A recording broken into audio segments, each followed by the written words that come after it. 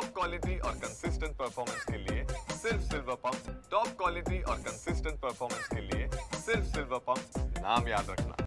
गेल्या 5 दिवसांपासून उन्हाचा तडाखा अनुभवणाऱ्या नाशिककरांना पुढचा आठवडा दिलासादायक ठरेल अशा पद्धतीचा अंदाज वर्तवला जातोय। IMD संस्थेनं वर्तवलेल्या अंदाजानुसार पुढच्या 1 आठवड्यात नाशिकमध्ये तापमानाचा पारा प्रत्येक दिवशी 1 अंशाने कमी होईल।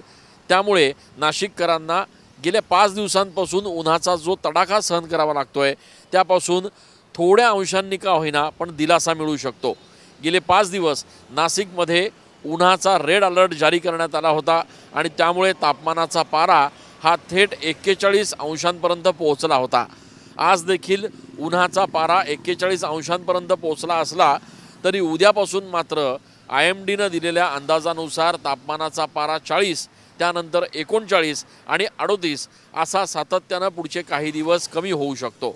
अर्थात असं जरी असलं तरी उन्हाची तीव्रता मात्र नाशिककरांना जाणवतेच आहे आणि त्यामुळे या सगळ्या उन्हाच्या कडाक्यापासून आणि एकूणच चटक्यापासून स्वतःचा बचाव नाशिककरांनी करावा अशा पद्धतीचं आवाहन केलं जात आहे।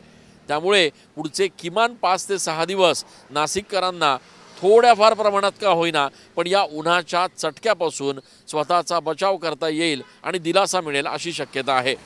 कॅमेरा पर्सन आकाश शेवलेसह मी चंदन पूजा अधिकारी TV9 मराठी।